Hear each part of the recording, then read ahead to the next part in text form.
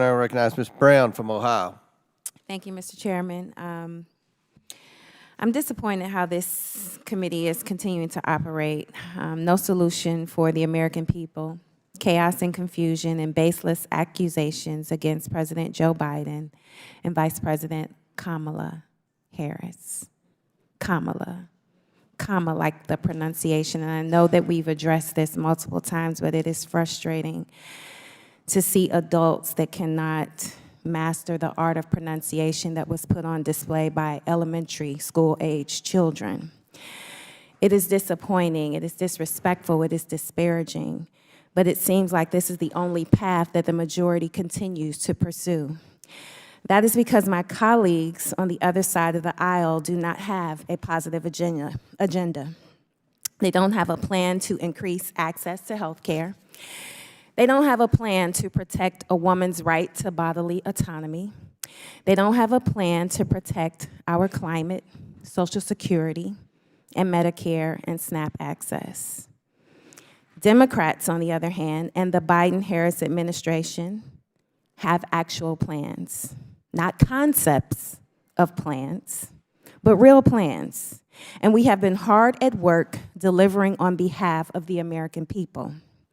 Unemployment is at an all-time low. The economy is growing from the middle out. Health care is more affordable than ever, and so much more. Just as one example, under President Biden and Vice President Harris's leadership, we have had the largest investment in the nation's infrastructure in the last 75 years with the bipartisan infrastructure law. Unlike the previous administration, which only talked about Infrastructure Week, but never did anything. President Biden and Vice President Kamala Harris led the way. Thanks to this historic legislation, bridges, roads, and public transportation systems are receiving the repair, renovation, and renewal they have desperately needed. In my district, the Cleveland RTA received $16 million to renovate stations, making them accessible for seniors and people with disabilities. This will help keep our seniors and those with disabilities independent, connecting them to downtown Cleveland and other areas across Northeast Ohio.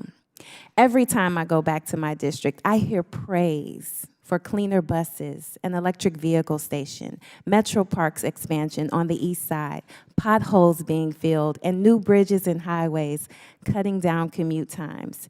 Very real acts which benefit people every single day. And these are not acts of God, they are acts of Democrats and the Biden-Harris administration. The Biden-Harris administration also invested $3 billion nationwide to replace lead pipes, ensuring clean water for all. My district alone received $184 million to replace lead pipes. That means fewer kids getting sick from lead poisoning so they can go to school healthy and ready to learn. So, Ms. Perryman, if you could tell us what the success of the Biden infrastructure, the bipartisan infrastructure law meant for families and communities across the country, particularly in low-income communities and Black and brown communities that face the history of unequal treatment. Well, the act was historic in a number of ways, but that's one of them. Previous infrastructure bills often had overlooked the fact that sometimes when infrastructure is built, it separates communities, it displaces people, particularly people in historically underserved areas.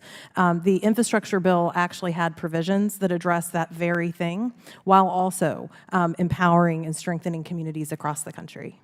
Thank you very much. As my colleagues noted, the majority's witnesses are proponents of a certain kind of plan, Project 2025. In fact, some of the Republican witnesses are authors of the plan, and you've heard their testimony. So let me remind all of us, under Project 2025, over 70% of Ohio recipients of Social Security would have their benefits cut by almost $4,000 per year.